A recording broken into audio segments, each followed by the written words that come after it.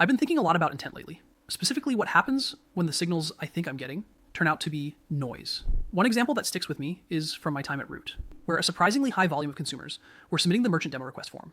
The form was built for prospective merchants interested in my B2B offering, but week after week, the sales team was buried in low quality leads. Meanwhile, actual consumers, people trying to track packages or resolve issues, were hitting a wall. No one was winning, not the sales team, not the user. I needed a fix. But more than that, I needed to understand what was really happening at that critical moment of intent, the experiment. So I put together a scrappy landing page.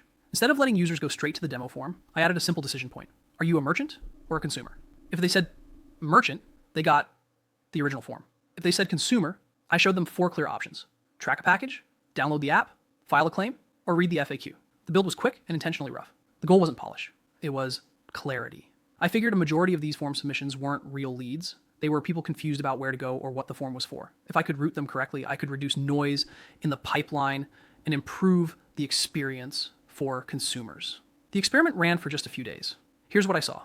11% drop in consumer submissions, 18% increase in merchant submissions.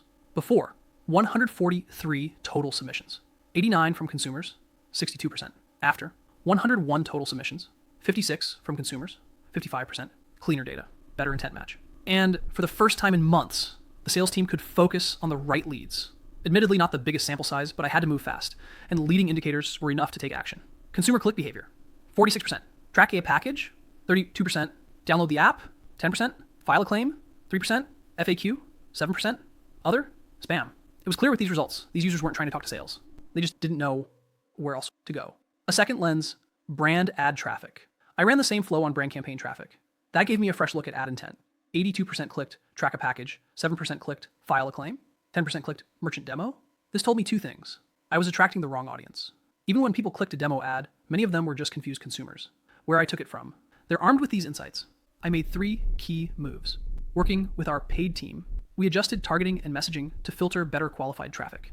I partnered with the consumer marketing team to start building the resources consumers were actually looking for. I rolled out a permanent experience that asked users if they were merchants or consumers, effectively implementing the winning version of the test, why it mattered. This test didn't just clean up a form. It revealed a deeper truth about intent misalignment.